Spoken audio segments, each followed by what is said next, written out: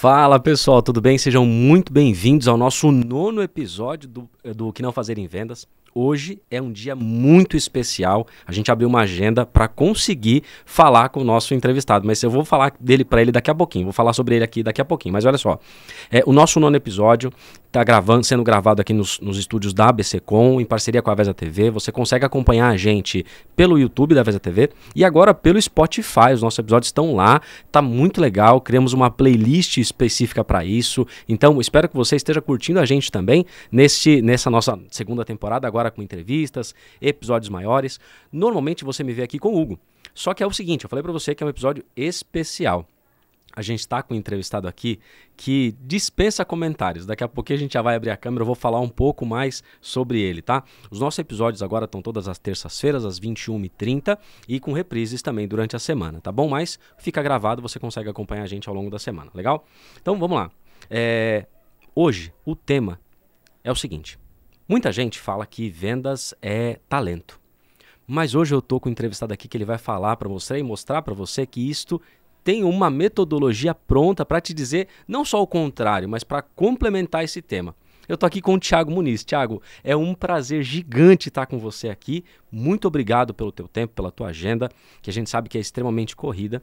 Thiago Muniz, CEO e sócio da Receita Previsível. Olha só, olha esse livro aqui. Esse livro aqui é o livro de mesa de cabeceira de muita gente que tem os seus resultados positivos em vendas, entendeu que vendas não é só talento, vendas tem metodologia. E eu trouxe aqui um livro, olha que legal esse aqui, ó. Esse aqui é o livro, tá vendo esses post-its aqui? Isso é o que faz a diferença para você que leu e para você que aplicou. Thiago, é um prazer gigante ter você aqui. E ó, além de CEO e sócio da Receita Previsível, também foi membro do board da Monuve, onde a gente já contei aqui no off-topic um pouquinho da história. E olha, eu trouxe uma curiosidade aqui. Você sabe o que o ChatGPT fala quem é Thiago Muniz? Não, olha que legal. Olha que legal. Thiago Muniz é para o ChatGPT um visionário no mundo das vendas, do marketing e do marketing digital. Como CEO e sócio da Receita Previsível, ele lidera uma equipe dedicada a desvendar os segredos do crescimento empresarial por meio de estratégias inovadoras. Olha só. Especializado em gerar vendas e leads qualificados em canais digitais. Thiago é uma verdadeira referência em Heavy Ops, Growth Hacking, Go-to-Marketing e consultoria em vendas. Olha que legal como é que o ChatGPT está falando de você. Thiago, primeiramente, novamente, é um prazer ter você aqui. E eu quero começar, primeiro, para quem não te conhece, assim, quem não te conhece já tem que conhecer. E acho difícil alguém que não te conheça, principalmente para o nosso público aqui, é de gestores de vendas. Mas para quem não te conhece, quem é o Thiago Muniz? Boa, primeiro, obrigado pelo convite mais uma vez. Estou honrado aí com suas palavras. E espero compartilhar um pouquinho aqui e trocar também, né? Que sua história também é incrível e vai ser muito interessante também perguntar umas coisas para você também. Bom, para quem não me conhece, eu sou o CEO e sócio da Receita Previsível. Estou junto com o Aaron desenvolvendo a metodologia aqui na América Latina e na Europa, principalmente aqui na América Latina no momento. A gente, na verdade, tem uma história curiosa, porque eu conhecia o Aaron, eu brinco que eu conhecia ele muito antes de apertar a mão dele realmente e me tornar sócio. Eu comecei minha carreira na Coca-Cola, trabalhei com Social CRM antes de existir esse termo. Trabalhei lá como um profissional terceirizado. Eu era responsável por formular as respostas, muitas vezes que iam para a internet e ir para os canais online e da galera lá para responder lá os clientes. Trabalhei em agência, tive empresas de tecnologia, tentei criar CRM, fiz N coisas de tecnologia e nesse meio desse caminho aí todo como empreendedor, além de bater na porta das empresas para tentar vender site, para tentar vender aplicativo, eu conheci a metodologia vindo de uma dor muito grande que a gente tem até principalmente no mercado de comunicação, que é a gente comprovar muitas vezes os resultados de marketing atrelados a vendas, né? Então, eu venho dessas skills aí, além disso sou professor na Fundação Getúlio Vargas e outras faculdades, falando de marketing, vendas e tecnologia. Então, mais ou menos essa aí é a história e ao longo do episódio a gente vai contando alguns detalhes aí, até inclusive como é que eu conheci o Aaron também. É isso, eu ia fazer justamente uma pergunta sobre essa, mas para a gente começar aqui, muita gente que está com a gente está começando a entender que vendas não é só talento, tá? E por onde essa pessoa deve começar? Além de comprar o livro e tem agora um caderno de exercícios que você pode fazer, por onde ele deve começar? Pensando no gestor, no diretor, por onde começa? O primeiro passo é, na verdade, olhar para dentro do nosso negócio. Acho que o primeiro ponto é que muitas vezes a gente quer começar a prospectar, mas a gente não parou para ouvir a voz do nosso cliente, né? Então, uma das coisas que a Receita Previsível ajuda justamente a gente ter também centralidade no cliente. Boa. Então, você pode fazer 3 a 5 entrevistas com sua carteira de cliente e entender 4 coisas práticas. Qual a dor que ele tinha quando ele te contratou, o que ele viu de valor quando ele fechou o negócio com você, como ele falaria de você para alguém e como ele vê na prática que você mudou a vida dele. E isso, na verdade, vai ser o contexto para que você crie suas mensagens de forma mais assertiva e procure características no mercado similares a elas. Então, acho que o primeiro passo prático, na verdade, é um passo anterior, que é o passo estratégico. Como a gente estava falando aqui nos bastidores, muitas vezes a empresa ela quer começar a prospectar ou acredita que o vendedor bom é aquele vendedor que grita, o vendedor do Lobo de Wall Street, que nada contra, mas nem sempre, né, vai ser o caminho do sucesso. Eu sempre falo aqui que alguns gestores começam a falar, quando vão contratar uma consultoria nossa aqui, ele fala que meus vendedores não estão muito agressivos. Aí eu falo que se vendas fosse assim, era só o cara dar um mata-leão no cliente que ele compraria. Não é assim que funciona. 38 na mesa. Vai comprar ou não vai? É desse jeito, né? Agora, entendendo que ele passa a olhar, do começo olhar para dentro, né? E muitos começam a fazer o inverso disso, né? Vamos prospectar, preciso prospectar, legal. E sai atirando para todo lugar, sem uma estratégia, ou pelo menos faz uma estratégia de inbound, quando na verdade ele poderia fazer um outbound. Por que você, na sua visão, por que os empresários eles resistem tanto em entender que dá para aplicar uma metodologia em vendas? Porque talvez seja complicado, porque ele não tem a cultura. Na tua visão, por que o empresário brasileiro resiste tanto em colocar isso em prática? Uma grande diferença da Receita Previsível aqui na América Latina para os Estados Unidos, o primeiro ponto é justamente essa orientação por dados. Por mais que a gente tenha métrica, a gente tenha ferramenta, às vezes o gestor ele não usa aquilo ou acompanha de uma forma desleixada. Não é que nos Estados Unidos não tenha gente desleixada, tá? A gente tem também. Inclusive o Aaron escreve no capítulo 12 sobre os principais erros que os diretores de vendas e CEOs cometem quando a gente fala de marketing e vendas. E um deles é justamente esse, a gente não tem essa parte de olhar para os dados. Então isso, acho que é a fonte de toda, na verdade, toda a frustração e a ansiedade. Porque o empreendedor médio brasileiro, quando está tudo bem, ele afrouxa os processos, quando está tudo mal, ele quer começar a apertar os processos. Então você entra no loop em que você é muito burocrático com o seu time de vendas e de marketing, quando as coisas não estão funcionando, e você é muito solto nos processos quando as coisas parecem funcionar. E tudo isso tem um outro ponto que é justamente lucratividade. Então, se eu não olho para lucratividade, quando eu vou estruturar minha área comercial, eu começo a puxar da tomada das coisas. Então, para quem não conhece o livro, se lê o capítulo 12 e não cometer um dos 7 erros que a gente fala lá, não precisa de mim de você. Pode seguir. Tá tudo certo, mas normalmente a gente vê que pelo menos um dos erros, né, acho que na prática a gente acaba encontrando, métrica, ter um acompanhamento desleixado, não recrutar e treinar, não ter planos para segurar os melhores talentos dentro da empresa. Então, acho que tudo isso em conjunto vai gerando essa ansiedade prática que a gente tem. Eu acho que esse é o grande ponto. Uma coisa que você falou faz muito sentido. Por exemplo, o nosso pessoal, principalmente aqui o brasileiro, ele não tem... Quando ele vê um Excel, ele já começa a arrepiar. Sim. Porque ele acha que, meu Deus, né, ele não tem a capacidade analítica de dados, tampouco ele entender que ele consegue gerar dados com vendas. E aí a gente pode falar de CRM, mas a gente pode falar de uma coisa mais simples. Às vezes o básico do cara funciona. Quantas propostas você fez, meu amigo? Conta aí. Quantos papeizinhos estão na sua mesa, sabe? Exato. Do simples que ele não faz, ele não gera números. Você vê que isso é um ponto fundamental, que você colocou que essa capacidade de analisar dados, mas muitas vezes ele não consegue nem gerar dados. Isso é algo que para você vê no mercado que faz diferença? Faz muita diferença porque, na verdade, eu tenho que tomar consciência do porquê que eu estou fazendo aquilo. E o problema é que o gestor ele normalmente não tem essa consciência, não transparece isso para o time, e aí as pessoas não têm uma rotina. E a gente o tempo inteiro está tentando ter uma rotina para fazer as coisas, mas nós perdemos naquilo que a gente tem que fazer. Então, vou abrir o WhatsApp, vou começar a responder o cliente, toco o telefone, aí passa meia hora, eu tô vendo o Instagram, e opa, deixa eu voltar para cá.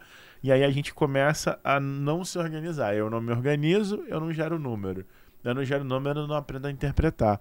Eu não aprendo a interpretar, eu vivo do acaso, né? Eu brinco que a gente vive do acaso. Por que você vende bem? Por que você vende mal?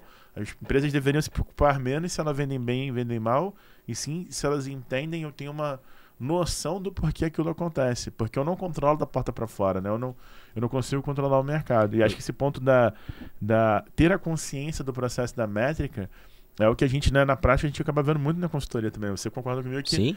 Eu não sei porque eu tenho que fazer, então o CRM, né, para quem não conhece, para cadastrar os clientes, né, o CRM é chato de mexer. Mas você não precisa começar com o CRM, você pode fazer uma planilha Excel. Eu fui sócio de um CrossFit lá no interior de Minas e a gente fez uma coisa muito incrível. A gente colocou um anúncio com 3 km de raio na região do CrossFit e a gente tinha um anúncio que a gente segmentou só para mulheres. Então eu colocava: cara amiga, estamos selecionando mulheres que querem mudar os hábitos de vida. Você acaba de ganhar 3 aulas experimentais no CrossFit que abriu aqui no bairro XYZ. A pessoa ia lá, que se cadastrava. Eu gerei uma automação simples que jogava isso numa planilha no Google Docs. Boa. Uma sócia minha e da minha esposa ficava respondendo a galera no WhatsApp, e-mail, e a coluna tinha 3 etapas. Era: agendou visita, apareceu, não apareceu. Simples. Tinha outra aba na planilha que era: compareceu nas aulas e pediu proposta e não pediu proposta. Então, com 5 métricas, a gente conseguiu, por exemplo, salvar um negócio. Boa. Então, acho que é isso. O que é importante para o meu negócio, o que eu vou olhar? Então, é como se fosse medir a pressão. Eu vou medir a minha pressão o tempo todo para saber se eu estou bem ou não. Né? O exame da saúde da empresa deveria ser área comercial. Acho que esse que é o ponto. E tem muito empresário que ele sabe disso, ele vai no médico, aí ele foi no cardiologista, mas além do cardiologista, agora ele vai no ortomolecular, porque o cara dá mais dados. Ele faz isso com a saúde dele, mas ele não faz com a empresa. Exato. Só que tem 2 pontos fundamentais que estão muito mais ligados a comportamento, que eu acho que está bem dentro do que você falou. Um deles é a disciplina. Nós somos altamente indisciplinados, principalmente quando se fala em vendas.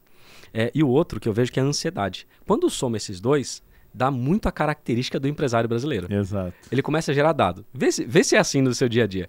Não tem dado nenhum. Vamos colocar um CRM. Passou 15 dias, ele fala: e aí, como é que estão as coisas? Você já tem alguma... Fala assim: amigo, vamos fechar um período, claro, de negócio para negócio. Tem negócio com 15 dias você já tem todo o panorama, mas a maioria deles você tem que gerar algum certo tipo de informação para depois catalogar, analisar padrão por período. Exato. E ele já quer resultado. Depois passa um mês e ele fala: cara, esse negócio não está funcionando não. Essa campanha não está legal. Então, calma, vamos ter um pouco de constância no nosso negócio para que a gente possa fazer sentido esse dado, para que você possa ter comparativo por tempo, sabe? Tem um mês, no segundo mês você já tem uma prévia. O primeiro mês foi assim, o segundo foi assim. Faz sentido? Total, medidor de pressão, você está corretíssimo. Por quê? O que você está falando é justamente 15 dias tem que ter um resultado. Você demora às vezes 10 anos para fazer um negócio, 30 anos para montar esse negócio. Quanto tempo, você sabe quanto tempo demora entre a pessoa pensar em comprar de você e realmente lá assinar o contrato? Se a gente colocar isso na ponta do lápis, normalmente no negócio que vende de empresa para empresa, isso vai ser pelo menos 3 meses a 6 meses. Tem clientes de consultoria que a gente já atendeu de 1 ano, 2 anos. E aí, né? Então, agora, beleza, varejo, sei lá, você vende carro, também é complexo. Então não vai ser numa semana. O cara não vai entrar e vai: eu quero esse carro aqui XYZ, e vai comprar de você. Sim. Então não é também uma característica só do B2B, né? De vender de empresa para empresa. Tanto no B2B quanto no B2C, você vai ter um ciclo de vendas. E a primeira estratégia deveria ser: eu sei o tempo de vida do meu cliente, eu sei o tempo que demora entre falar com essa pessoa e fechar, porque isso é receita previsível. Eu tenho que descobrir isso primeiro para depois eu fazer o resto. Você sabe que a gente até gravou um episódio aqui que eu falei que tem muito gestor que ele fica tão na mão do vendedor que é quase um negócio místico. Isso. Ele chega pro vendedor e fala: e aí, como é que tá a negociação? O que você tem para fechar? Aí o vendedor vai lá no todo o seu ato espiritual: tô sentindo aqui que vai fechar 3 negócios. Você tem 3 aqui na agulha. Então fica um negócio místico. Então, quando você não tem esse tipo de time de fechamento, que são informações que dá pra gente colocar no CRM, ciclo de vendas bem definido, né? Você acaba não tendo essa previsão. E aí o gestor, você imagina, como que um gestor não vai ser ansioso se ele não tem essa informação? Começa o mês, ele está zerado, não sabe nada que tem no pipeline, ele não tem informação nenhuma que vai fechar e ele precisa bater a meta no final do mês. Então é claro que a gente vai ter muita ansiedade. Mas eu queria acrescentar uma pergunta. A gente fala da metodologia da receita previsível, mas ela se aplica a B2B? Porque às vezes tem gente do B2C que está assim, olhando e falando: não, isso aí é só para B2B. Então, se você não sabe, de empresa para empresa, né? Empresa para o consumidor final e tal. a metodologia também é para B2C? Também é para B2C. No nosso site tem cases, inclusive, para o mercado, né, para quem vende de empresa para pessoa. O que vai acontecer, a diferença do B2B para o B2C vai ser muitas vezes as especialidades do segmento. Então, por exemplo, quando eu falo de construção, não faz muito sentido eu ter um pré-vendedor interno, que a gente chama de inside sales, e um vendedor interno de inside sales, que essa pessoa vai vender pela internet. Você não vai comprar um apartamento pela internet. Em algum momento você vai chegar lá e vai visitar um decorado, você vai fazer uma negociação presencial. Mesma coisa um carro. Mas normalmente o que acontece é uma mudança cultural para que esse processo aconteça. Por quê? Se não tem pessoas dedicadas aos negócios, normalmente, que vendem internet, por exemplo, no B2C, esse lead vai ser meio que deixado de lado. E voltando até no ponto anterior que você trouxe muito bem, o que acontece muito nesse sentido da gestão é que a gestão fica procurando vendedores super-heróis.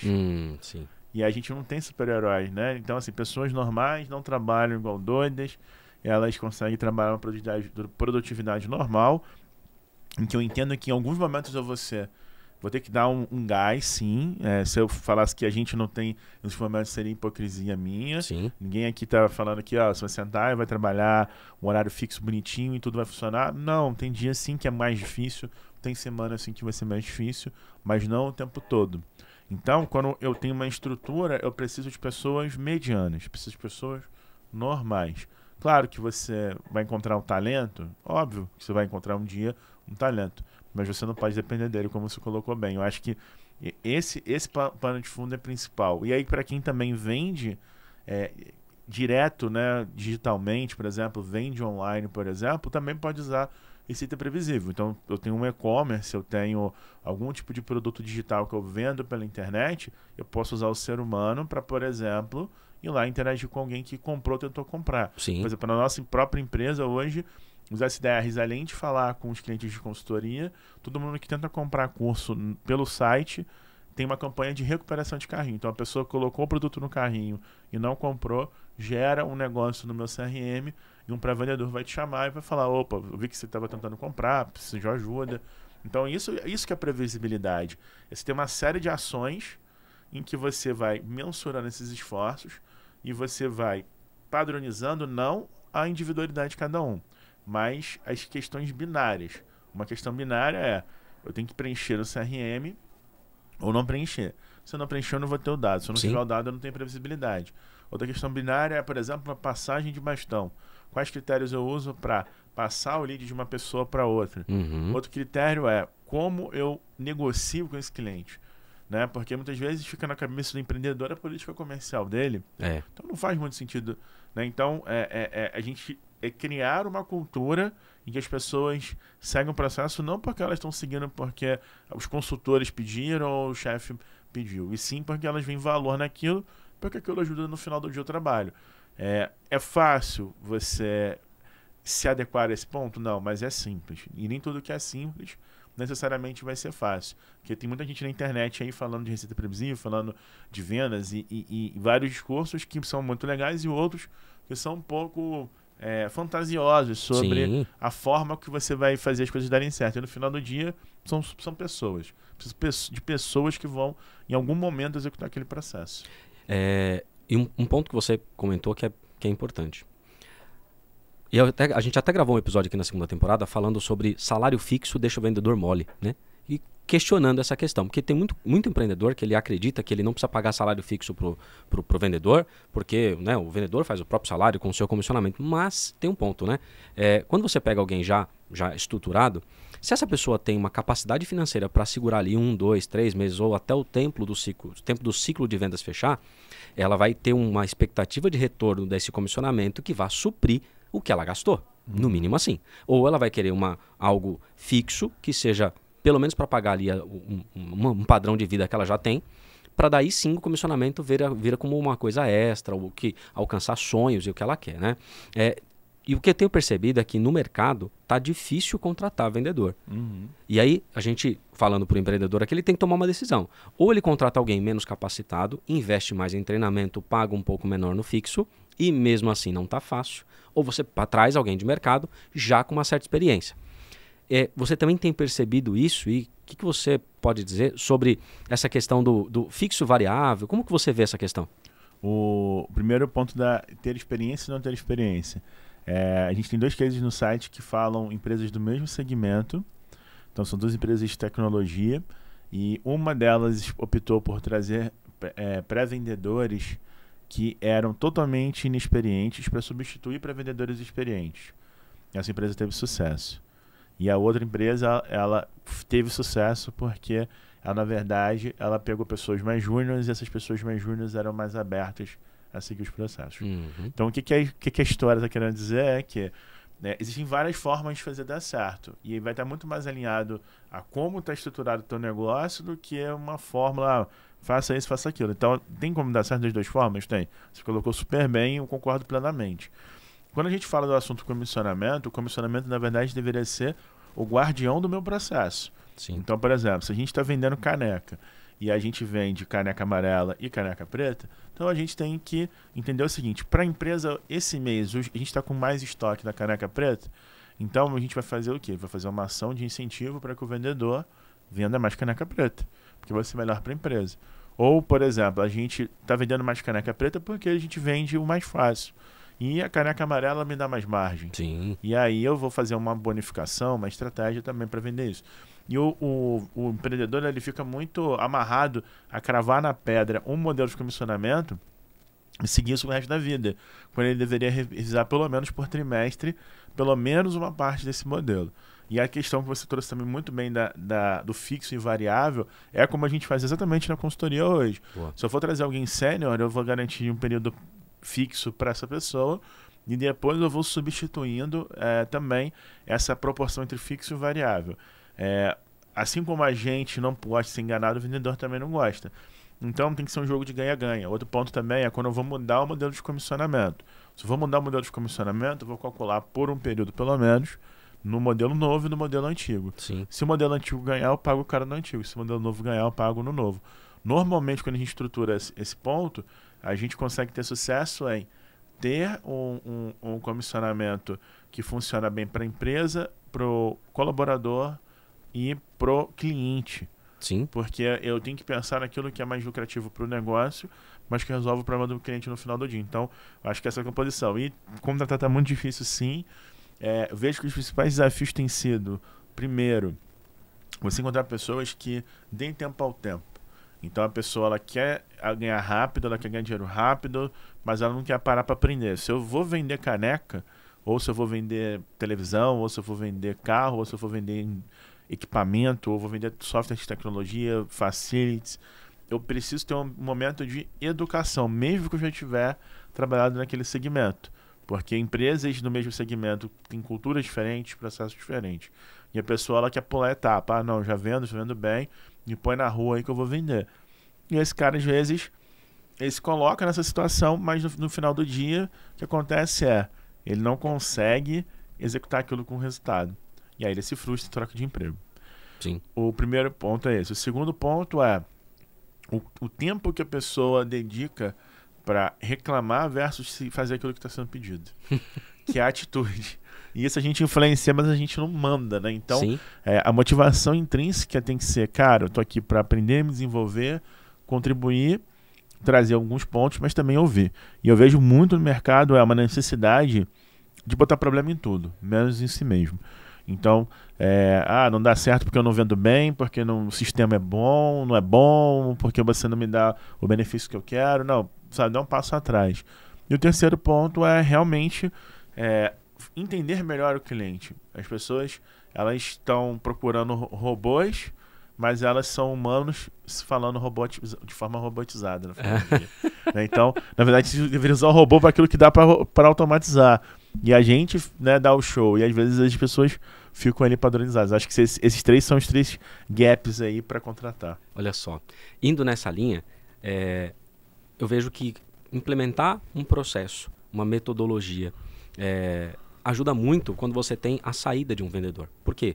Muitas empresas, elas colocam tanta expectativa e deixam o processo tão na mão do vendedor que quando sai uma pessoa, chega outra, ela não tem informação de cliente, metodologia de treinamento, método de prospecção, ou que seja, uma metodologia de negociação, apresentação de proposta, ela não tem nada e ela demora muito tempo para se reconstruir. E eu vejo que muitas empresas elas tiveram tanto trauma nisso que elas desacreditaram de uma metodologia porque elas acham que o vendedor quando sai leva embora a carteira, sabe? Primeiro, você também vê no mercado empresas que não têm essa metodologia e ela acha que sabe, mas ela não aplicou? Faz sentido? Faz sentido. Eu brinco que se fosse só ler livro, todo mundo ia ser bilionário. Então, pois é. A metodologia Receita Previsível, as metodologias elas vão ajudar, mas a pessoa precisa acreditar naquilo que ela está fazendo. E para acreditar naquilo que ela está fazendo e estruturar esse processo, ela precisa entender que quando ela compartilha conhecimento, primeiro estudo, só parte dela ela ter isso estruturado dentro da empresa. Mas o colaborador foi embora e levou tudo. É porque você não playbookou, né? Não teve o playbook, não documentou aquilo. E hoje em dia tá fácil. Eu posso gravar uma tela explicando como é que eu monto uma proposta, subo na inteligência artificial, a inteligência artificial ela vai me gerar tudo aquilo escrito também, né? Então, posso ter um bot que vai ser um assistente. Então, eu estou vendendo um notebook, vou perguntar, o cliente me perguntou qual a diferença do notebook cinza e do azul. E aí a IA vai me ajudar a fazer isso. Mas tem coisas muito mais simples que é simplesmente ter uma rotina para revisar os processos e documentar. Sim. Né? E aí eu acho que aí é que entra o ponto.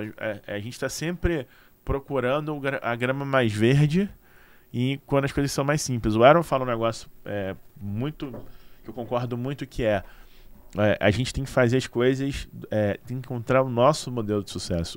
A magia do Receita Previsível é que ele é uma coisa que vem de uma prática, de um conhecimento prático. Sim. E que ele é aplicável para gente aqui no Brasil, eu falo com gente na Bélgica, eu falo com gente no Chile, eu falo com gente na Espanha que usa Receita Previsível. E por que funciona? Porque é um método simples. Sim. Tudo que o Aaron fala são passos fáceis. Até os exemplos, né? Os gráficos que estão no livro. Exato. E é de comportamento, como você trouxe muito bem. Então, as pessoas têm que entender que você vai encontrar o seu modelo de receita previsível. Por exemplo, quando a gente entra na empresa para implementar a receita previsível, não é eu implementando a receita previsível, é eu fazendo o modelo de receita previsível que dá certo naquele negócio. Certo. Porque vão existir adaptações, vão existir ajustes, não é uma coisa burocrática. Quando a gente fala processo de vendas, a pessoa fala, não, processo. Não, processo de vendas é uma coisa boa e que te ajuda a fazer as coisas acontecerem. Se a gente não tivesse processo, o piloto de avião não tinha um checklist do que tem que ser feito, a aeromoça. Quantas coisas na nossa vida tem que ter processo para acontecer, né? Indo nessa linha, tem um exemplo muito prático. Antigamente, um vendedor lá na minha empresa tinha que ter um treinamento de 4 a 6 meses para ele poder entender produto, como funciona e tal. Hoje, eu tenho certeza que eu vou trazer um vendedor, no primeiro mês ele treina, no segundo ele faz venda. Aí. Simples assim, porque a gente conseguiu encurtar o tempo de treinamento do vendedor, alinhando duas coisas, balizando o modelo mental e intelectual dele na entrada, ou seja, eu preciso ter uma pessoa com pelo menos uma característica comportamental próxima e parecida, para que eu consiga aplicar aquele treinamento e ele vai dar resultado. Então, das duas pontas, a gente tem que ter essa noção, porque senão eu vou trazer alguém aqui com um comportamento totalmente diferente do que eu preciso, com as habilidades, né, as habilidades e os conhecimentos que eles precisam para a vaga, não vai caber ali, e vou tentar colocar o conhecimento. Não faz sentido. Mas eu quero trazer uma outra pergunta para você. A gente sempre, quase todo episódio aqui, a gente fala sobre perfil de cliente ideal. E parece que de tanto a gente falar isso, ainda assim as empresas elas não entendem. Porque meu produto é bom, vende para todo mundo, e aí na hora dela fazer uma estratégia, ela faz uma estratégia totalmente ampla. Isso é real ou só funciona só aqui, nós que é do interior do ABC? É só aqui que tem isso ou tem no mundo todo? Tem no mundo todo. É aqui na Dinamarca. Eu achei que era uma coisa nossa. Não, acho que o ponto do por que as estratégias falham é porque eu não falo na linguagem do cliente. Então, por exemplo, quando a gente vai para o marketing, para publicidade, qual que é o erro das empresas? Eu tenho publicidade que eu transformo em conteúdo. Então, eu brinco que é o post banner, né? O cara vai lá e sabe, o Instagram dele parece um catálogo de produto. E aí você não vai gerar conexão. Sim. Então, o erro das empresas é ela que tentar criar a conversa dela, não participar da conversa do cliente na prática. Então, em vez de você fazer só um catálogo de produtos, você pode fazer N coisas que vão fazer a pessoa lembrar e plantar uma semente na cabeça dela sobre isso. E quando a gente fala da prospecção ativa, e principalmente do vender de empresa para empresa, o ponto principal é quais características eu entendo para que a pessoa tenha uma ideia do que a gente faz, do que eu faço, para que eu tenha uma oportunidade de explicar melhor e entender o momento de compra dela. E aí tem um momento muito decisivo nisso, que é validar o perfil ideal de cliente. Sim. Que é entender naquele momento se a pessoa tem características, por exemplo, como o tamanho do negócio, faturamento, estrutura para comprar de mim, mas também entender a parte qualitativa daquilo, que é o que é necessário eu saber para vender para você, ou ver valor no que você está me vendendo, né? E aí eu acho que tem muito misticismo também, né? Que, sem querer polemizar, a galera meio que não, vai ter o script milionário, o modelo da reunião, e não sei o quê. E no fim do dia, essas coisas não se sustentam porque toda vez que um padrão ele se estabelece, aquilo para de funcionar. Então, né, quando a gente fala prospecção ativa, as pessoas acham que a gente vai ficar mandando e-mail em massa, mandando mensagem no LinkedIn em massa e ligando sem contexto. Compra uma lista, pega e liga. Exatamente. E aí o que acontece? Você não vai ter tanto sucesso assim, ou não vai ter sucesso e vai falar que é o receita previsível, que fomos nós que demos a orientação errada. E aí não funciona, isso não vai funcionar. Não vai funcionar, né? E aí eu acho que o que é o lance do perfil ideal de cliente na prática? Eu pegar aquelas entrevistas que a gente falou e estabelecer os critérios claros do que é um bom cliente para mim e simplesmente tentar dominar um nicho. Peixe grande em aquário pequeno, primeiro. Você tem que ser um peixe grande no aquário pequeno. Para que você domine aquilo, domine aquele assunto, domine aquelas características para depois você ampliar isso. E aí é onde as empresas falham, porque ela quer vender 10, 15, 20, 30 soluções para 50 mil clientes diferentes, de formas diferentes, e aí você não estabelece os padrões. E o que você falou do onboard, só para complementar, é um modelo de educação continuada, mas bom elemento cultural. Isso é o que você faz muito bem. Legal. Porque você modula a pessoa para o comportamento que você deseja que ela tenha na empresa. E se a pessoa não se adequar, tudo bem. Ela pode se adequar em outro modelo, né? E aí a gente pode puxar um tema aqui, né? Quando o vendedor prospecta, e aí eu tenho dois modelos de comportamento absurdamente diferentes, queria ver se para você funciona do mesmo jeito. A pessoa que prospecta, um SDR, BDR, MRR, ela tem um pensamento analítico um pouco diferente, muitas vezes, daquele que está negociando, que tem uma capacidade comunicacional muito diferente para negociar, para relacionar com o cliente. E aí eu pego uma pessoa para fazer e troco as bolas desse negócio, né? Ou pelo menos coloco um vendedor para fazer tudo e o vendedor não vai prospectar. Faz sentido dentro do modelo de receita previsível você ter, primeiro, as divisões? É claro, faz, mas faz sentido ter isso e o perfil comportamental de cada um é realmente diferente? Totalmente diferente. O pré-vendedor que prospecta ativamente, ele precisa ter, primeiro de tudo, resiliência para ouvir não o tempo inteiro, tem que gostar de fazer, de certa forma, tarefas que em sequência são repetitivas, mesmo que tenha automação, mas que ele tem o recheio daquilo é diferente. Então eu vou fazer 30, 40, 50 ligações num dia.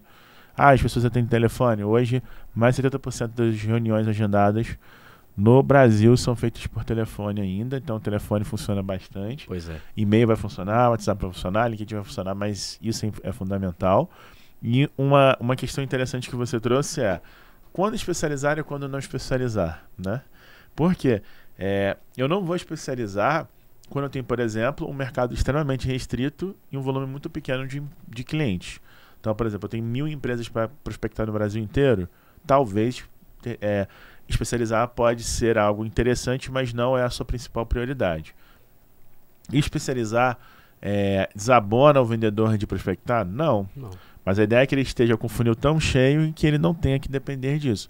Mas ele pode prospectar grandes contatos. O cara foi numa feira, foi num evento, gravou um podcast, ele vai fazer um relacionamento e vai, né? Não precisa passar para o outro para depois devolver para ele.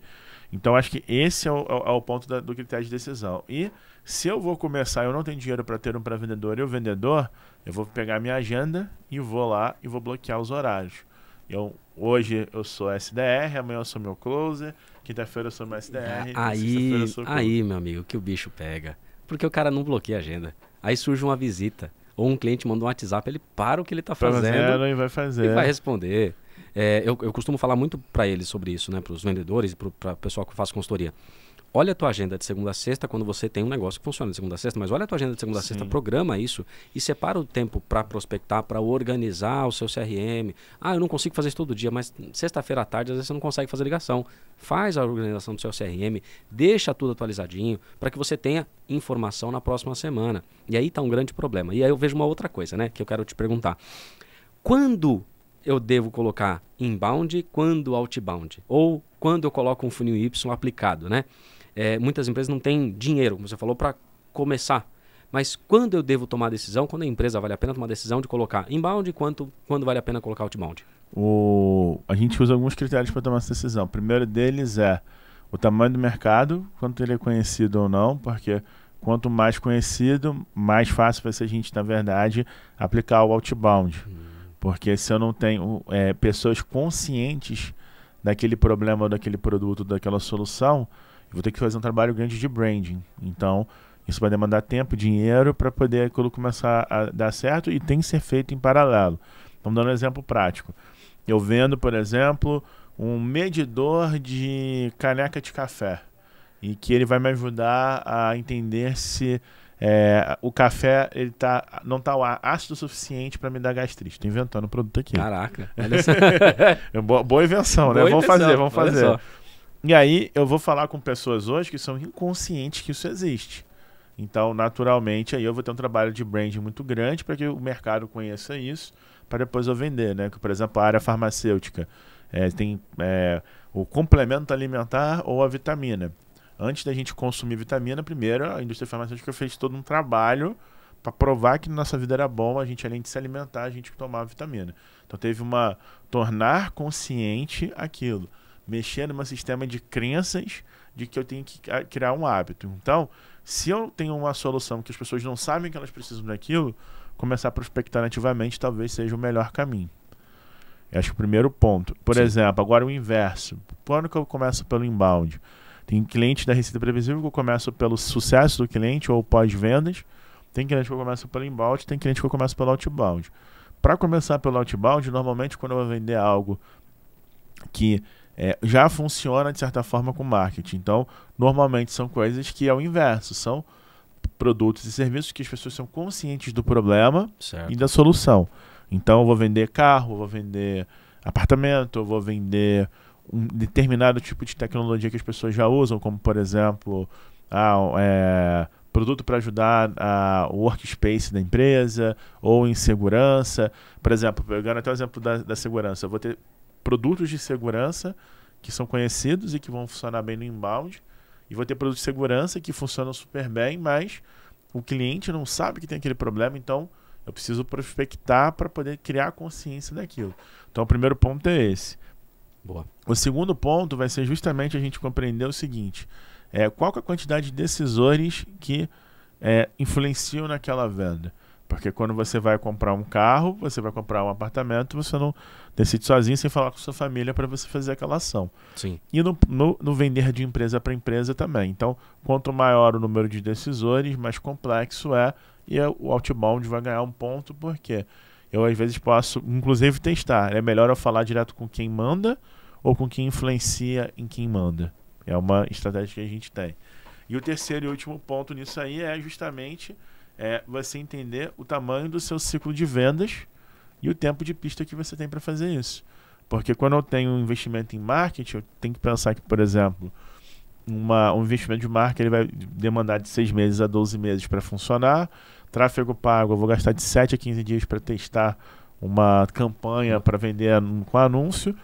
Marketing de conteúdo, ele mexe com o cliente, que vai criando nível de consciência, mas é um esforço muito grande para que você comece a plantar isso. Então, essa variável também tem que ser considerada aí para tomar essa decisão de começar pelo inbound ou pelo outbound. Indo nessa linha, tem muito empreendedor que ele quer criar a máquina de vendas. E aí ele acredita que ele vai comprar o livro, ele vai colocar tudo aquilo ali e o negócio vai funcionar com engrenagens que funcionam de forma automatizada e tudo mais. E aí ele percebe que não é só isso. Tem elementos humanos que fazem toda a diferença, tem, como a gente falou, constância, disciplina, ansiedade que não estão dentro da máquina. Como que para você o mercado, né, tem olhado essa questão de máquina, né? E quando você percebe também que eles vêm com esse conceito de vou fazer uma maquininha aqui, vou apertar botão e vai gerar negócio. Uma vez eu fui fazer consultoria e aí um cliente ele falou assim, cara, para mim venda é simples, põe carne de um lado, sai linguiça do outro. Eu falei, mas dentro da máquina você não tá vendo nada? Ele, não, para mim não entende nada dentro da máquina. Põe o negócio, sai o outro na ponta. Ele tinha um conceito de máquina na cabeça, mas é isso mesmo? O mercado ainda está vendo isso como máquina? Como que você vê esse sentido? Eu vejo que, de um lado, existem players muito bons de educação, falando sobre estruturar máquinas de vendas também, falando de receita previsível, falando de outros métodos, e que eu vejo que, na verdade, o desafio é, na prática, eu fazer exatamente isso que você trouxe, que é eu entender qual que é o miolo da coisa, porque nunca é uma coisa só que faz dar certo e nunca é uma coisa só que faz dar errado. São várias pequenas melhorias que a gente faz dentro de um cliente para aquilo funcionar. Por exemplo, eu vou ajustar a quantidade de ligações que um pré-vendedor faz, eu vou melhorar como uma campanha de marketing fala com o cliente certo, Boa. Eu vou melhorar o dia que o vendedor tem para treinar, eu vou mexer na bonificação do cara. Então, se você pegar todas as coisas que a gente está falando até aqui, são vários pontos e a gente tem, na verdade, um cano furado em vários pedaços que a gente vai tampando esses buracos e aí, naturalmente, vai sair mais dinheiro lá na ponta. E essa que é a magia, porque isso é o previsível. Eu controlo o meu negócio. Agora, por exemplo, se o dólar aumentou, o dólar baixou, se a economia melhorou, a economia diminuiu, eu não tenho como estruturar as coisas e aí eu tenho que me reajustar ao que o mercado está agindo. Então, essa visão romântica de que uma máquina de vendas vai ser colocar uma tecnologia para rodar e vai fazer sozinho, a tecnologia ajuda, eu automatizo, eu estou aqui falando e tem um robô meu no LinkedIn falando com pessoas, tem pessoas da minha equipe ligando para pessoas, mas tem bots mandando mensagem para potenciais clientes. Mas tudo isso eu faço com um ponto, centralidade no cliente. Boa. Então, no final do dia, a boa automação, a boa tecnologia, ela não parece tecnologia. É tipo o ar. A gente não precisa ver o ar para saber que ele existe. Então, mais ou menos como a inteligência artificial, a tecnologia vai nos ajudar. Então, esse eu acho que é o grande paradigma do mercado. As pessoas ainda têm uma crença de que elas vão trocar de fornecedor de consultoria, de agência, de metodologia, e aquela nova vai ser o Messias que vai salvar ele. E não existe esse Messias. O Messias do seu negócio é o gestor, é o dono, e que ele não precisa ser o único a controlar os processos, mas ele tem que estar envolvido e quinzenalmente, mensalmente, semanalmente acompanhar tudo isso. Tem muita empresa que ela contrata um serviço de consultoria achando que você como você falou... Vira o gestor. Ou que você seja o Messias. Você vai chegar lá e vai dar todas as soluções para que ele venda mais. Quando, na verdade, às vezes ele nem sabe o que ele precisa vender, quanto que ele precisa vender, como ele precisa vender. Ele só quer contratar e quer uma solução rápida. E aí sobrecai sobre a consultoria toda a responsabilidade do resultado, que nem ele sabe o quanto se espera disso. Mas, indo nessa linha, eu tenho mais duas perguntas que eu preciso fazer. 3, na verdade, né? Uma delas é o seguinte: muitos empreendedores, eles não sabem o tamanho dos seus mercados, eles acabam olhando isso no escuro. Como você falou muito bem, essa questão de definir como que eu devo agir, inbound e outbound, eu tenho que olhar o tamanho. Como, de maneira prática, um empreendedor pode ter uma noção do tamanho de mercado dele? Existem algumas ferramentas na internet que vão ajudar a fazer isso, desde, por exemplo, você usar um Google Trends para ver o tamanho de volume de pesquisas de um mercado, passando por ferramentas de inteligência comercial. Por exemplo, a Econodata tem uma calculadora gratuita para você medir o tamanho do mercado, em que você coloca o KNAI, a cidade, o estado, o tamanho do negócio que você quer, e gratuitamente você vai conseguir ter o tamanho de mercado disso. E existem ferramentas mais robustas que não são tão caras assim, como, por exemplo, a Driva, que é um parceiro nosso, que o que a gente faz? A gente manda as notas fiscais para a ferramenta, ela faz um Big Data em que ela olha para a sua carteira de cliente, com a nota fiscal que veio da prefeitura, e olha, dentro da sua carteira você tem tanto de potencial de mercado, então, assim, você está pegando dado real, atualizado em tempo real de quantas empresas parecidas com as empresas que você vende existem naquele mercado. Então, vou dar um exemplo prático. Eu vendo para padaria. Eu vou lá na Econodata, vou colocar o KNAI de padaria e eu vou ver quantas padarias tem em São Paulo, vou ver quantas padarias tem no ABC. Se eu pegar todas as notas fiscais das padarias para as quais eu já vendi e eu mandar para a Driva, ela vai fazer um cálculo de inteligência comercial. Legal. E vai entender ali o tamanho daquele mercado e tudo mais. E aí eu vou ter um ambiente em que eu vou saber o tamanho do negócio, e aí sim eu vou conseguir começar a dar o primeiro passo, que é do tamanho de mercado que temos, o que é o normal, o que é o aceitável. E aí eu deixo eu paro de torcer para bater meta.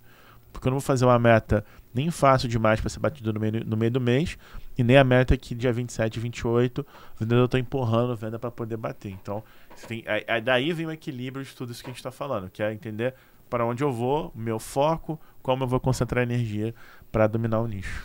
E aí tem muito gestor que ele fala o seguinte, legal, eu preciso gerar mais lead, né? Só que é o seguinte, né? Além de gerar leads, como que você identifica uma alavanca de crescimento no negócio que às vezes está além do gerar só leads? Quais os principais pontos de alavanca que você tem observado nos clientes? Diminuir o tamanho do processo de venda. Então, por exemplo, a gente tem um case que tem um cliente que é uma multinacional que ela demorava semanas para fechar um contrato e agora ela demora no máximo 3 a 5 dias. Depois a gente ajustou uma coisa simples do processo comercial dela. Um segundo ponto, às vezes, é ter uma boa apresentação comercial, porque o cara começa a apresentação comercial falando dele, não falando do problema da dor do mercado do cliente dele. Eu tenho que entender o perfil ideal do meu cliente para quem eu vendo. Então, por exemplo, se eu vendo para padaria e eu vendo, sei lá, forno industrial, eu tenho que falar para esse cliente que ele trocar o forno industrial que ele tem vai fazer com que ele faça um pão mais gostoso ou que ele tenha mais rentabilidade, sei lá. Então, eu estou falando de um benefício para ele e para o cliente dele. Então, legal. Ajustar a prestação comercial. Terceiro ponto, ajustar a mensagem, traduzir a mensagem técnica em uma mensagem atraente para o cliente. Então, por exemplo, quando eu olho para a mensagem, eu consigo pegar com as entrevistas dos vendedores e dos clientes os melhores discursos. E aí eu consigo melhorar esse ponto. E aí, por exemplo, se eu invisto em marketing, em tráfego pago, se eu trocar um anúncio que funciona de um jeito por outro, já vai funcionar na prática. Dá um exemplo prático meu aqui. Eu tenho um mesmo anúncio rodando há 4 anos, que é de cada 50 leads, apenas 2 são qualificados. Olha só. Então você precisa de receita previsível. Sim, legal. Esse anúncio dá certo há 4 anos, entendeu? Então eu sei qual que é a mensagem que eu falo para o meu cliente para plantar na cabeça dele a necessidade dele mandar mensagem para a gente. E aí agora eu quero fazer uma pergunta que é um assunto que você já havia comentado, né? Como é que foi a conexão com o Aaron Ross? Como que isso aconteceu? E como que isso está hoje, né? Quais os planos, se é que você pode falar, claro, por questões estratégicas, como que estão os planos aí para a América Latina? Boa.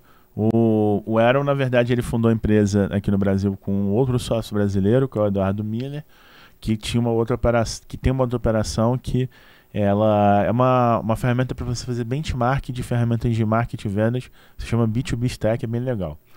Aí eu entro nessa história em 2021, no início de 2021 existe um processo seletivo para uma vaga de Country Manager, depois eu faço uma proposta e eu compro 90% da empresa desses sócios, e hoje eu tenho 90% do negócio, o Aaron tem 10%. E aí eu me transformo em sócio majoritário e trago a proposta de rebranding de tudo, da marca, do posicionamento, do produto, tudo. Então, quais são os princípios desse reposicionamento? Pré-vendas não é a única coisa da máquina de vendas. Eu preciso ter pré-vendas, marketing, CS rodando bem. Legal. Eu preciso ter pessoas, processos, tecnologia rodando bem. Eu tenho que ter uma cultura, eu tenho que criar processos para criar a cultura dentro do cliente. Eu tenho que usar a tecnologia para sim automatizar e dar escala para as coisas, mas eu também tenho que olhar para o lado humano também do negócio. Então tem pilares que eu encontrei esse ponto de sinergia da minha história e a do Aaron, porque o Aaron escreveu o livro porque ele fracassou. Ele quebrou uma empresa e ele foi trabalhar na Salesforce para aprender a vender. E eu conheci a metodologia porque eu me sentia um fracassado. Eu tinha uma agência de marketing digital, tipo essa tecnologia, eu gerava demanda, eu gerava leads para os nossos clientes, os contatos, e os clientes diziam para mim que não era bom o lead que vinha na internet, esse negócio de internet não funciona. E hoje todo cliente que eu tenho, eu sei, entrou R$10, entraram 10 leads, e 10 leads eu tenho 3 que você realmente não conseguiu falar, tem 2 em negociação, 1 que você vendeu, e a metodologia proporcionou isso na minha vida, que fez com que eu mudasse a minha história. Então, foi aí que eu trouxe essa história também pro Aaron, e aí ele falou, cara, eu não estava falando bem inglês, para ser bem sincero, eu estava bem destreinado até na época, e ele até brinca, ele fala hoje nas palestras dele, ele conta a nossa história e fala, cara, Tinha hora que eu nem entendia direito o Thiago, mas eu sentia que ele era uma pessoa boa e que ele tinha muita responsabilidade com o que ele estava fazendo. Então eu passei 2021 fazendo uma reestruturação no negócio. A editora autêntica, né, o professor Marcelo Amaral, que escreveu o workbook com o Aaron, é um consultor que trabalhou comigo nessa trajetória também. A gente foi desenhando as coisas do método, desenhando o método de consultoria da empresa e os novos produtos. Que legal. E eu hoje, com o Aaron, estou desenvolvendo os novos livros, escrevendo mais sobre metodologia para fazer tudo com que a gente tenha passos simples para gerar os resultados. Então, veio daí dessa sinergia aí de propósito, vamos dizer assim. E hoje o Aaron, ele tem um olhar mais para falar com executivos, com CEOs, com mais um olhar mais estratégico, e eu fico mais à frente do vendas e marketing, vamos dizer assim. Ele está fazendo essa transição aí de posicionamento junto comigo. E aí, quais são os planos, né? A gente tem hoje, peguei o número atualizado até para a gente fazer o evento hoje, né? Que a gente vai fazer depois daqui. A gente está com 54 empresas que são consultorias certificadas em receita previsível. A minha ideia é a gente expandir esse número, então são empresas que estão chanceladas com o método para implementar receita previsível nos negócios. Legal. Esses caras não têm que me pagar royalty, e na verdade eles compram um curso, e com esse curso eu ensino eles a parte de consultoria da coisa, que vai ser justamente lidar com o desconforto. Consultoria tem que ajudar a resolver problema, inovar e fazer o cliente fazer sozinho aquilo depois que você sair. Então, eu passo essa habilidade, como a gente criou isso dentro do método. Legal. Todos os artefatos que a gente foi criando, por exemplo, para dominar um nicho, para escolher nicho, para contratar, para recrutar, para fazer onboarding, para toda a máquina de vendas, né? Inclusive para a nova função que vem no mercado, que é o diretor de receita. E agora os próximos passos é a gente lançar os novos livros da metodologia aqui na América Latina e começar a difundir ainda mais para outros mercados que ainda não conhecem tanto da receita previsível, que eu acabei também testando. Por exemplo, eu coloquei em consórcio, coloquei em construção, coloquei em educação, e não só no B2B clássico de tecnologia, que também é muito legal, mas não é o único mercado. Então a gente começou também a expandir para outros, vamos dizer assim, para outros segmentos de clientes que tem a ver também. Mas se uma empresa ela quiser comprar a consultoria diretamente da Receita Previsível, ela vai ser direcionada para uma dessas empresas certificadas ou vai ser direto com vocês? Como que funciona? A gente atende só médios e grandes clientes, que são contratados a partir de 18 a 22 mil reais por mês. E todos os negócios menores a gente passa para os consultores certificados. Dependendo da demanda do meu cliente também, eu envolvo também meus consultores certificados nas demandas, nas estratégias que a gente vai criar. E a gente está vindo aí com outros produtos de máquina de vendas que vai ser justamente a gente envolver essa galera para a gente também entregar em escala para as empresas também a consultoria. Mas todo mundo tem vida própria, ninguém tem que ficar me dando satisfação de nada. Claro que existe toda uma política, por exemplo, você é um consultor certificado, me dá 3 clientes atuais seus que eu quero ligar e saber como é que está sendo a consultoria, para medir a qualidade e tudo mais. Todo mundo tem que saber que a gente existe, então tem um processo de controle de qualidade aí, mas não tem que me pagar royalty, não tem que abandonar sua marca. Inclusive, você faz também o seu produto de receita previsível. Então, se você quiser lançar o seu curso de SDR no seu negócio de receita previsível, eu estou te dando essa autorização, te dou essa chancela. Olha só, que legal, que legal. Tiagão, estamos chegando no final, cara. Pô, passa muito rápido, obrigado de verdade.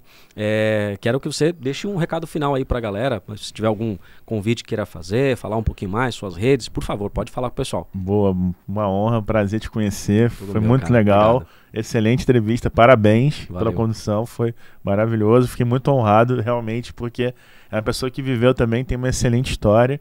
A gente tem muitos amigos em comum aí também, né? Dessa trajetória. Que legal. E temos mais coisa em comum. O meu negócio também, o primeiro negócio é tentar montar um CRM. Aí, ó, tá vendo? Não façam isso, galera. Tem muito fornecedor bom no mercado. @Receita Previsível nas redes sociais. Thiago com H Muniz, com Z no final, .rp, são as nossas redes sociais. O Aaron também, Aaron Ross BR, a gente tem um perfil com que a gente usa inteligência artificial para traduzir os conteúdos do Aaron. Ótimo. Inclusive os outros livros que não são só do método, tem outras novidades vindo por aí também. E o recado final que eu quero deixar para a galera invista em aprender mais sobre você e sobre o seu negócio. A sua trajetória com a Receita Previsível começou assim, a minha trajetória começou assim, e a trajetória de todos nós tende a melhorar quando a gente encontra o nosso jeito de fazer as coisas darem certo. mas o nosso jeito pode vir junto com uma coisa que é processo, método, validade. Então, você vai usar a receita previsível, vai usar outros métodos, mas você vai construir o seu negócio aí com baby steps, como o Aaron diz. Para quem não sabe, o Aaron tem 10 filhos, então... eu vi uma entrevista com ele falando sobre isso. São 10 filhos e ele fala muito isso para mim, né? Grandes castelos sólidos são feitos com um tijolo de cada vez. Então, o que eu recomendo para a galera é tenha agilidade para fazer as coisas, mas tenha paciência ao mesmo tempo. E o que vai te dar esse balanço vai ser você ter dados. Que aí com dados você sabe se aquilo tem que dar mais tempo para maturar, como a gente trouxe, você trouxe vários exemplos bem legais nesse sentido, ou se eu tenho que já trocar a minha estratégia. E aí eu paro de ficar puxando da tomada e procurando outro culpado, porque se o meu negócio não dá certo, a culpa é minha, mas se dá certo, por minha causa, a honra também é toda minha e de todo mundo que está envolvido naquilo. Boa. Eu vou só fazer antes de eu dar um recado final aqui, e preciso deixar isso muito bem claro aqui. Esse livro, ele mudou e está mudando a minha vida. Mas por quê? Porque eu primeiro soube, assim como você, eu também estava frustrado de não gerar resultado. Eu falei, impossível, cara, esse negócio tem que dar certo. Aí comecei a ler o livro, aí no primeiro momento eu falei, nossa, não pode ser, não pode ser. E aí eu resolvi sentar, e por isso que eu trouxe todos os post-its aqui, ó, para mostrar os pontos que eu falei, puxa, isso aqui tem que fazer sentido pro meu negócio, isso tem que fazer sentido pro meu negócio. Isso daqui eu fui fazendo na prática. E é por isso que agora você tem aqui não é só um livro, né? São 2. Ou seja, você tem um caderno de exercícios. Nesse caderno de exercícios você tem que praticar. Porque não adianta você ter só o seu livro, ler e achar que vai dar tudo certo porque você leu. Não, você tem um workbook aqui, cara. Você tem um livro onde você vai praticar tudo. Então, eu posso dizer o seguinte. Você que está me assistindo, muito provavelmente você tem pouco resultado em vendas e você quer melhorar e por isso que você está vendo. E eu tenho a certeza absoluta que você vai comprar esse livro. Além de comprar esse livro, eu peço para você não só compre, não só leia, mas compre, leia, pratique, porque é a prática que vai fazer a diferença na sua vida. É você usar esse conteúdo como sendo o conteúdo para a tua vida, porque ele tem mudado. É a partir desse livro que eu comecei a fazer consultoria, fazer palestras, e hoje, olha, de verdade, de quando eu comecei a fazer algum tipo de trabalho com isso, foi 2019, 2020, agora eu estou tendo a honra de estar na frente da pessoa que está reescrevendo o método, trouxe uma linguagem absurdamente diferente que eu vejo sobre receita previsível no Brasil. Antes era assim, nossa, você leu aquele livro? Agora não é só, nossa, você leu aquele livro. Você viu o Thiago? Tá aqui, ele é da receita previsível. Aquele do livro, sabe? Ou seja, já tem uma marca envolvida e uma presença aqui no Brasil de uma maneira muito sólida, e eu acredito que isso muito ao teu trabalho, se deve muito ao teu trabalho, que é construído com muito esforço e a gente sabe disso. Então, é um prazer e uma honra, mais uma vez, compra o livro, mas aplica, porque o que a gente quer ver são histórias de resultados positivos. Não é só receita previsível. A gente quer ver o teu resultado ser positivo também. Eu tenho certeza que se você tiver um resultado, chegar e marcar o Thiago falando, cara, mudou minha vida, eu tenho certeza que ele vai ficar muito feliz. E é para isso que a gente trabalha. Ele não trabalha só para vender livro, ele trabalha para mudar a vida, eu tenho certeza. Isso aí. Thiagão, obrigado. Uma honra gigantesca ter você aqui no nosso programa. Você que está acompanhando a gente, não esquece, vai lá, segue a gente, tá lá no Instagram, tá no YouTube da Avesa TV, na minha rede social, @Luiz Schmidt lá no Instagram. Eu coloco caixinha de pergunta toda quinta-feira, hoje mesmo já respondi algumas perguntas, e é para isso, é para que você possa receber gratuitamente um conteúdo e despertar essas informações para que você possa ter resultado diferente, tá bom? Thiagão, uma honra novamente, obrigado demais, até uma próxima, se Deus quiser. Você que está assistindo a gente, obrigado, até uma próxima, valeu mesmo.